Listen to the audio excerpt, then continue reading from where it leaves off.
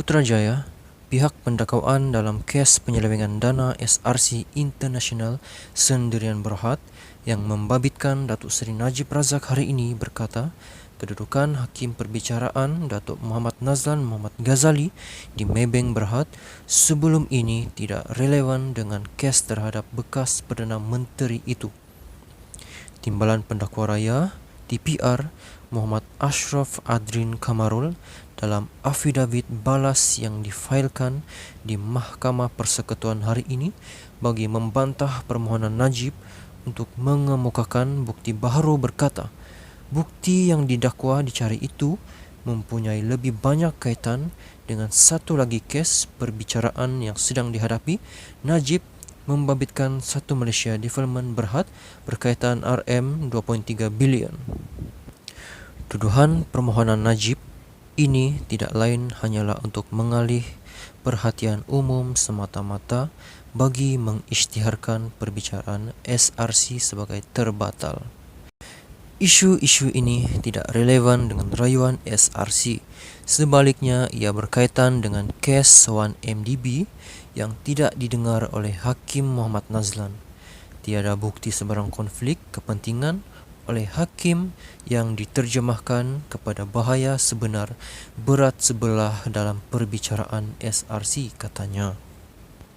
Hakim Muhammad Nazlan yang kini Hakim Mahkamah Rayuan telah disahkan bahawa pada 2006 beliau memegang jawatan sebagai Peguam Am dan Setiausaha Syarikat Maybank Investment Bank Berhad.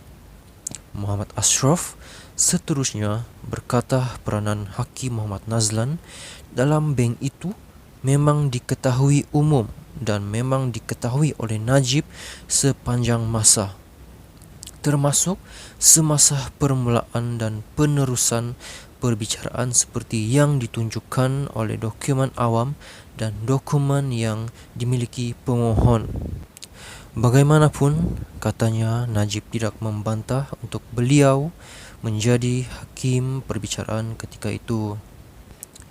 Pendakwa raya itu menambah, tiada bukti bahawa hakim terbabit dalam penubuhan atau pemerbadanan SRC ketika 1MDB adalah pihak yang menubuhkan SRC pada ketika itu.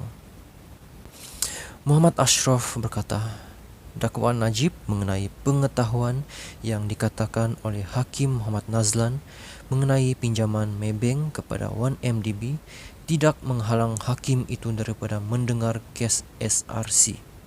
Beliau berhujah bahawa bekas Perdana Menteri itu gagal menunjukkan sebarang kaitan antara dakwaannya dengan pertuduhan SRC yang didengar oleh hakim.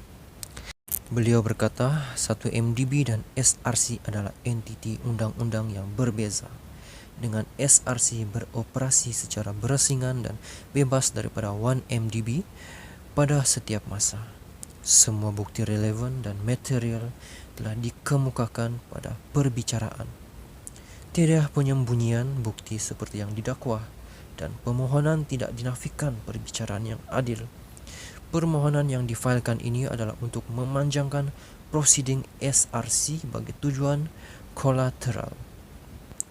Saya menegaskan bahawa bukti terkumpul yang kini ingin diketemukan oleh pemohon tersedia kepada pemohon dan apa jua keadaan tidak relevan dengan rayuan di Mahkamah Persekutuan, katanya sambil menambah bahawa perkara itu adalah ditetapkan untuk pengurusan kes di Mahkamah Persekutuan esok.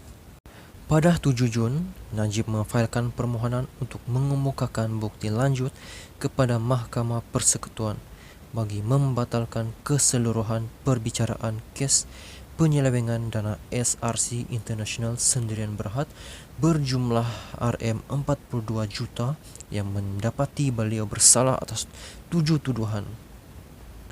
Mahkamah Persekutuan telah menetapkan 10 hari dalam bulan Ogos untuk mendengar rayuan terakhir Najib terhadap sabitan dan hukuman penjara bagi kesalahan menyeleweng RM42 juta dana SRC International.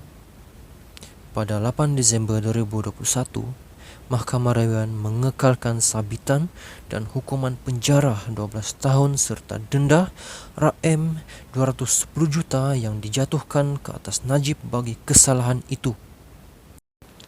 Hakim Datuk Abdul Karim Abdul Jalil yang bersidang bersama-sama Datuk Haszana Mehat dan Datuk Wazir Alamuddin Mira sebulat suara menolak rayuan Najib terhadap keputusan Mahkamah Tinggi pada 28 Julai 2020.